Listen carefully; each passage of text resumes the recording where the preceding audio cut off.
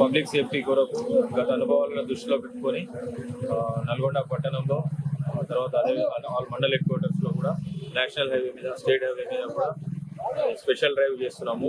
Drunk and driving గురించి ముఖ్యంగా, ఎందుకంటే ఈ మద్యం తాగి రోడ్ల మీద వాహనాలు ఇష్టాలు నడపడం వల్ల నడిపే వాళ్ళకు, అదేవిధంగా కమ్యూటర్స్కి నార్మల్గా పోయే వాళ్ళకు కూడా ప్రాణాపాయం ఉన్నది, లేకపోతే గాయాల పాలు కావచ్చు. కాబట్టి అవన్నీ ప్రివెంట్ చేయడానికి పూర్తి స్థాయిలో రాత్రి 10 గంటల నుంచి కంటిన్యూస్గా ఇప్పుడు డ్రంక్ అండ్ డ్రైవింగ్ అన్ని డ్రైవ్ చేస్తున్నాము.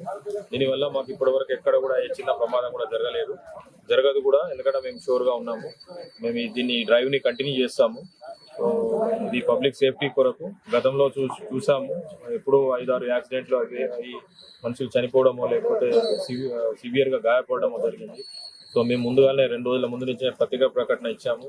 ఎవరు కూడా మీ పార్టీలు లేకపోతే ఏమైనా ఉంటే మీ ఇళ్లలో చేసుకోవాలి, పిల్లలకి వాహనాలు ఇవ్వద్దు, అనవసరంగా న్యూసెన్స్ చేసి కేసుల పాలు కావద్దు అని చెప్పి విజ్ఞప్తి చేయడం జరిగింది.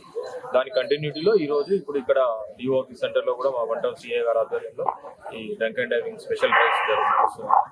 మొత్తం నల్గొండ సబ్ డివిజన్ పరిధిలో అన్ని చోట్ల పకడ్బందీగా drunk and driving plus nuisance వాళ్ళని క్రియేట్ చేయడానికి బందోబస్తు ఏర్పాటు చేయడం జరిగింది. ఎన్ని గంటల వరకు కొనసాగుతుంది? కంటిన్యూస్గా జరుగుతుంది, ఎర్లీ మార్నింగ్ వరకు కంటిన్యూస్ జరుగుతుంది. రష్ని బట్టి రోడ్ల మీద ట్రాఫిక్ రష్ని బట్టి. నల్గొండ పట్టణ ప్రజలందరికీ కూడా నూతన సంవత్సర శుభాకాంక్షలు. ఈ కొత్త సంవత్సరం ప్రతి ఒక్కరూ కూడా మంచి విజయాలను, అనుకున్న ఆశయాలను సాధించాలని మనస్ఫూర్తిగా కోరుకుంటున్నాను.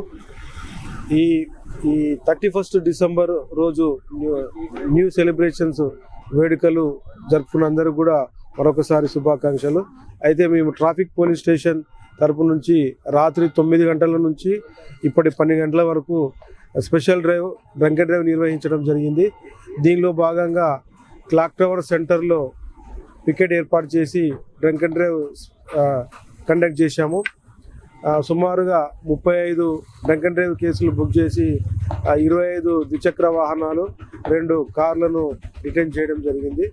ప్రతి ఒక్కరు కూడా కొత్త సంవత్సరంలో మంచి విజయాలు అందుకోవాలని, అదేవిధంగా యువతకు ముఖ్యంగా ఒక లక్ష్యాన్ని నిర్దేశించుకొని వారిని సాధించేందుకు కృషి చేయాలని, మరియు మైనర్ పిల్లలు వారి యొక్క తల్లిదండ్రులకు విజ్ఞప్తి, వాహనాలను పిల్లలకి ఇచ్చి ర్యాష్ డ్రైవింగ్ మరి వారు ప్రమాదాల బారిన పడకుండా చూసుకోవాల్సిన బాధ్యతను తీసుకోవాలని మరొకసారి తెలియజేస్తూ అందరికి కూడా నూతన సంవత్సర శుభాకాంక్షలు తెలియజేస్తున్నాను.